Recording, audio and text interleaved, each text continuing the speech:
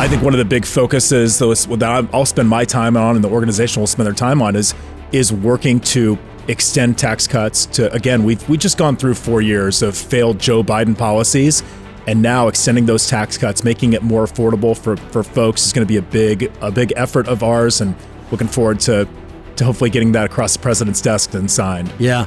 If Congress does nothing, it's a $4.6 trillion tax increase on the American people. We can't let that happen. And, we recorded an episode the other day about that and about the impacts of extending the Tax Cuts and Jobs Act. There are some who will try and argue that it's for businesses. No, sure. It's for every single American will be impacted. Every American's taxes will go up. We highlighted on that podcast a mechanic who actually I met and who told me, he said, this allows me to write off my tools. Right. And if this goes away, it's going to be really tough for mechanics to do it. So people can say what they want about that, and they can go after it. So, it's big business, and they're cutting capital gains, and they're doing this and that. Yes, it's all pro-growth stuff that really can help drive the economy, but it has an impact on every single American if Congress doesn't act. Americans are capable of achieving extraordinary things when they have the freedom and opportunity to do so. This is American Potential. And here's your host, Jeff Krang. Well, welcome to another episode of American Potential. As 2024 comes to a close, we're taking time to reflect on the year with a special series of episodes. Now, the first one will be with Kent Strang, talking about the impact Americans for Prosperity's had over the past year. In the next episode, we'll talk with Jason Beardsley of Concerned Veterans for America about what they've focused on this year. Finally, we'll wrap up with the podcast team reuniting for what should be a fun discussion.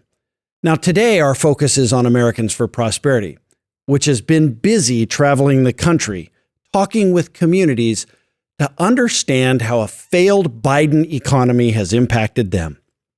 This year also marks their 20th anniversary for AFP, a milestone we've talked about in previous episodes, including how AFP got its start by stopping a tax hike in Kansas. And since then, they've grown as an organization which now has a presence in all 50 states. I want to welcome back to the podcast Kent Strang, who's the managing director for Americans for Prosperity. Kent, thanks for being with us. Thanks for having me back, Jeff. A busy year in 2024, right? It's been a wild year, not only on the federal side and Bidenomics that you mentioned, but on the state side and the political side. It's been an exciting year for us. So you did two big tours, Prosperity is Possible tour and a Bidenomics tour. Talk about those tours and the impact that it had. This is the third year that we've done nationwide tours. We started a couple of years ago with the true cost of Washington to talk about high gas prices and inflationary policies of the Biden administration. Then we turned that into a solutions-oriented campaign called Prosperity is Possible to talk to the American people about if we pass these solutions on energy reform and permitting reform and out-of-control government spending, how much more prosperity we can have in our lives. And then this year, when we felt the impact that people were feeling about Bidenomics, and when you name your economy after yourself, we took an opportunity to buy Bidenomics.com, send people to that so folks could learn the truth. It was clearly the website that Joe Biden didn't want you to see this year. Yeah, I love it. And that was a great move. Who was the one who thought of that? Was that you, Kent? Do you want to take credit for it? No. Who thought of buying Bidenomics.com? I know who did it, but I don't want to release it because I think that some people are all claiming credit. And so if I were to let the cat out of the bag, I think...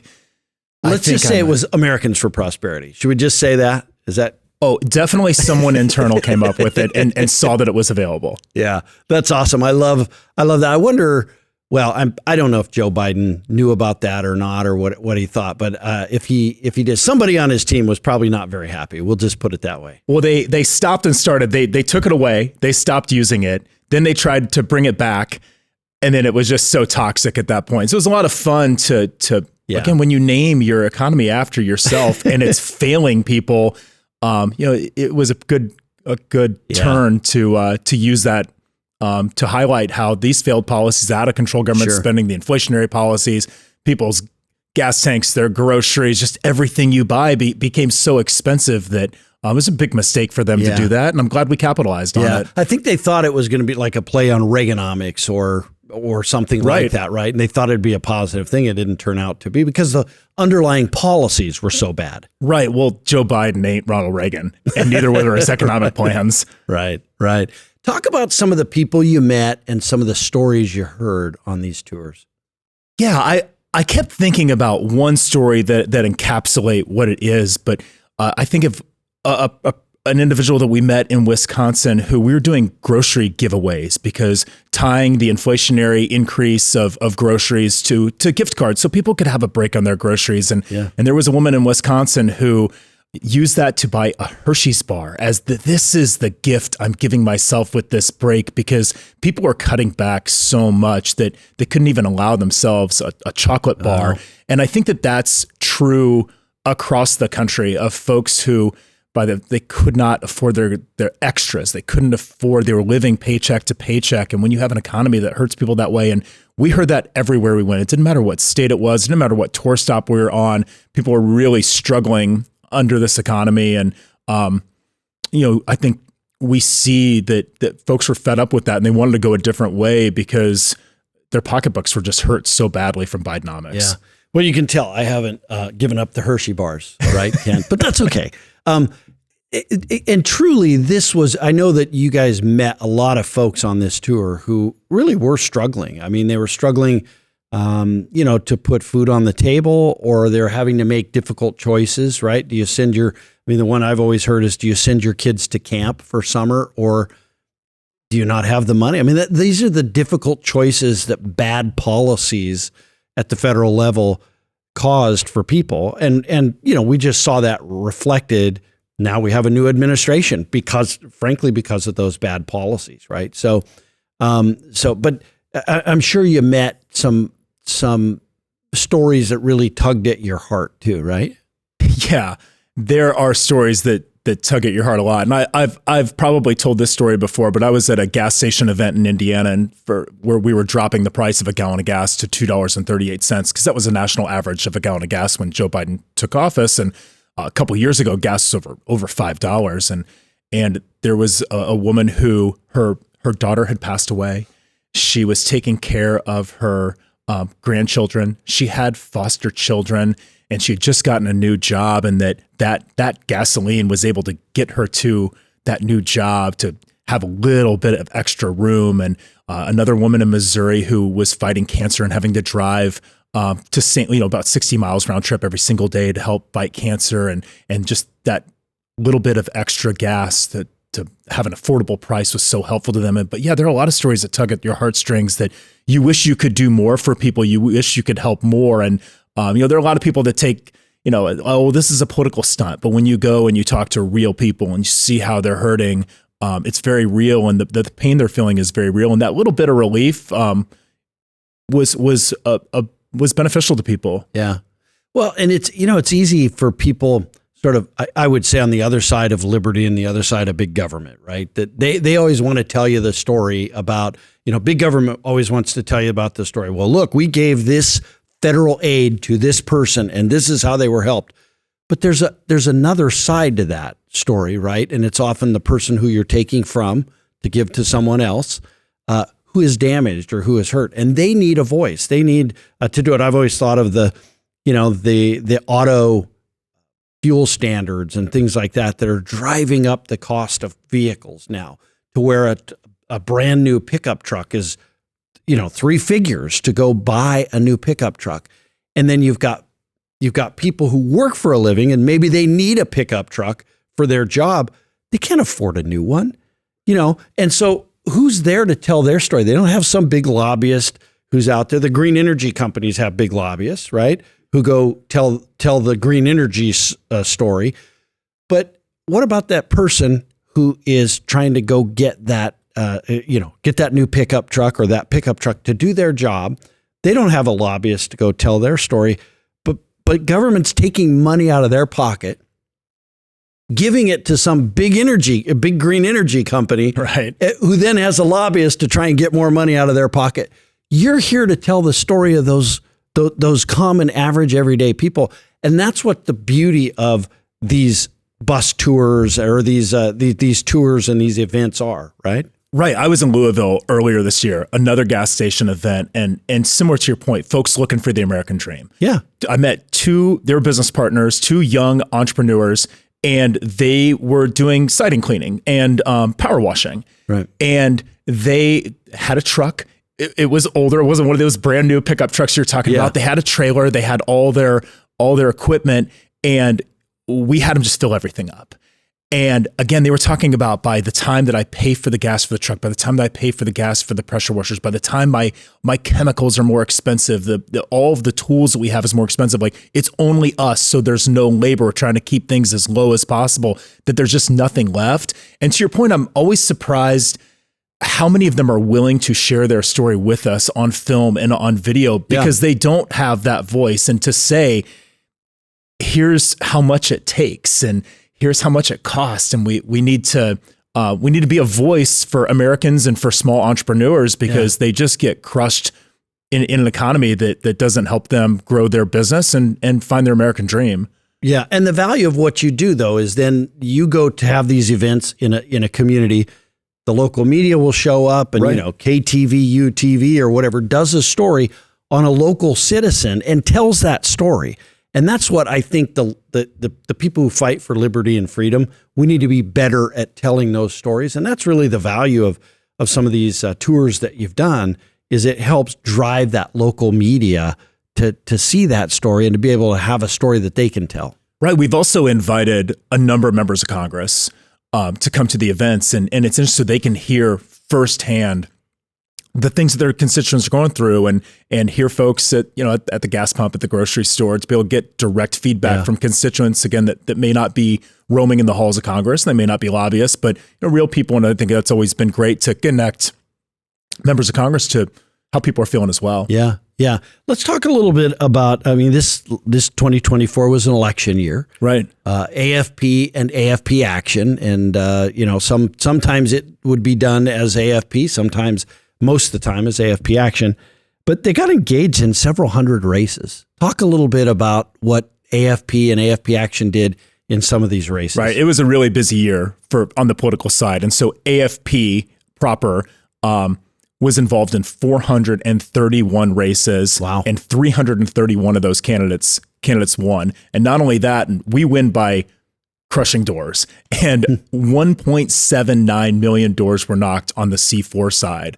And on the political side, different organization of Americans for Prosperity Action, they engaged in 216 races, 165 candidates won, and 6.87 million doors. And the result of that is so transformational, to have 3 new United States senators that we endorsed, that the PAC endorsed, with in Ohio, in Pennsylvania, and in Montana. Yeah.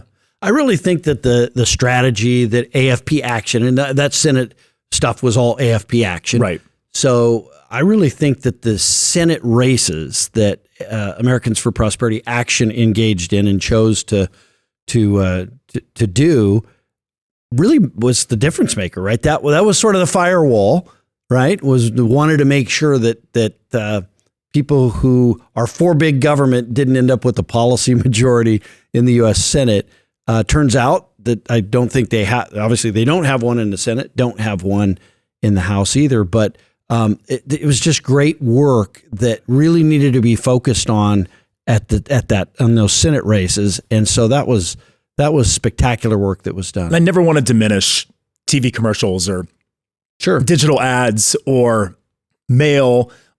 There's a lot of good work that goes into that, but I think our differentiating factor with Americans for Prosperity Action and Americans for Prosperity is our ability to take real people, put them on the doorsteps of real voters, and talk to them about the issues, talk to them about how they're feeling, give them information at the door, which ultimately leads to that. But when you're knocking on millions of doors, we can't pretend that doesn't make an impact, because it's so direct.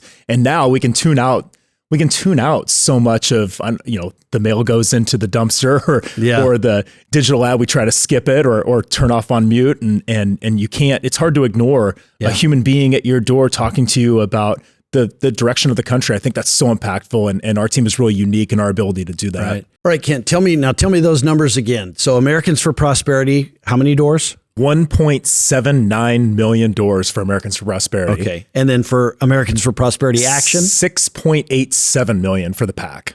Those incredible numbers. Just amazing numbers. Let's talk about some of the state wins. Some of our state chapters had great wins this last year, this 2024. Tell us about those. Yeah, lots of big wins on the state side. Over 300 state wins this year that we categorized across all of our state chapters. And some of them are pretty transformational. Passing the REINS Act in Kansas, judicial selection reform in South Carolina, CON repeal, certificate of need repeal in Georgia and in Tennessee, tax and budget reforms in Georgia, universal ESAs for school choice in Louisiana and Alabama, and defending pension reforms in 6 different states. Man, that's incredible. Tell me your favorite moment of the year. And I mean, it could be whatever you want it to be. It could be a policy win. It could be, a funny moment in the office, whatever you want. I mean, I think buying the website, that's pretty darn good. Is the best moment of the year. I think that was a pretty fun little get. Yeah. Buying the Bidenomics. Yeah. Buying the Bidenomics one. All right. Now, we've done a ton of episodes with either AFP or staff or activists.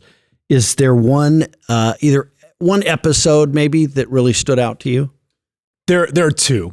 I really have so much respect for John Luth on our team and for Wiz in Nevada. Yeah. And hearing their very different stories about where they came from, how they learned to love liberty, the work ethic that was instilled to them and why they fight so hard. I think it's always great when the podcast can highlight some of our just amazing staff who have these unbelievable journeys and why what we do is not just a job and it's personal to us. It means something to us. It's not something that you just fall into. Like you have to be a true believer to be able to do it in advancing these policies, working for the American dream. I thought those 2 episodes were great. So go back and listen to John and go back and listen to Wiz and they're also just some of the best people on earth. Yeah, they are. To me, I think of the blessing that I've had. I've worked here for 15 years.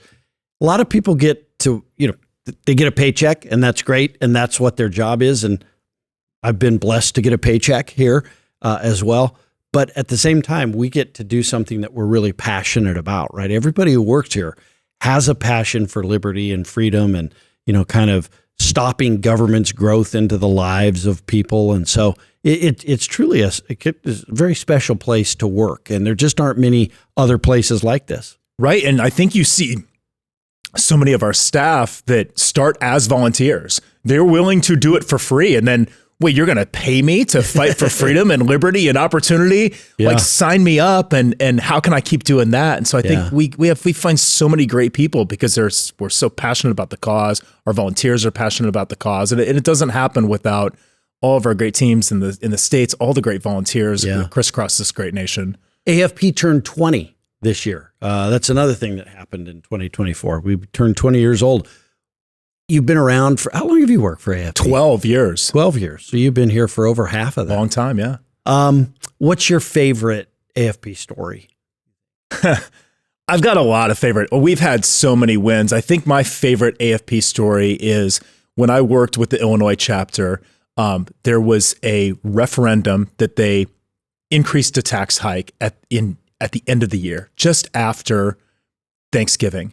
And if you wanted to force it onto the ballot, you had to go collect a certain number of signatures, and it was predicated on how many people had voted in the last election. Yeah. And you had 30 days to do it. And so we pulled together a group of taxpayers who didn't want that tax hike. Yeah. We collected, I think you needed 17,000 signatures. I think we collected over 20,000 signatures from people in the middle of winter in Illinois, where it's relatively cold, and forced that on the ballot, and it got crushed on the ballot. And that was just one of my favorite AFP moments, just purely because there wasn't anybody orchestrating that. It was really a community-driven group of people who are passionate about not getting an automatic tax hike, who went and did the work. They did it in the cold. They went everywhere, collected all the signatures, had them all notarized, turned them in, and then they won big. I love stories like that. And I know that's not unique to who we are, but I know that it's not, that story is not, there are stories like that all over the place. But I think that that's just kind of an us scrappy, allowing folks to do it on their own and change government without a guiding hand, so to speak. There's a lot of states where I think AFP, there's red states where AFP does really great work because they hold people accountable. Because sometimes when people get a one-party rule, and even if it's like a Republican rule, they start to lose focus on principles. And AFP's really good in those kinds of states. And then AFP's also really good in really deep blue states sometimes, where they can just, it's just this little band of brothers. And sometimes it's a pretty small band, but you're able to accomplish amazing things. And we've been able to highlight some of those, on this podcast about, tax increases that have been fought, or just an activist who decides, no, that's not right. I'm going to take up the fight. And I those are the kinds of stories I love. Yeah, I love those. I mean, it's easy to point to the big transformational wins, and those are important. But sometimes it's those scrappy tax hikes that just kind of sit with you the longest. Yeah. So as we roll into 2025, what are you looking forward to most in this new year? Well, 2025 creates an amazing opportunity to pass tax reform.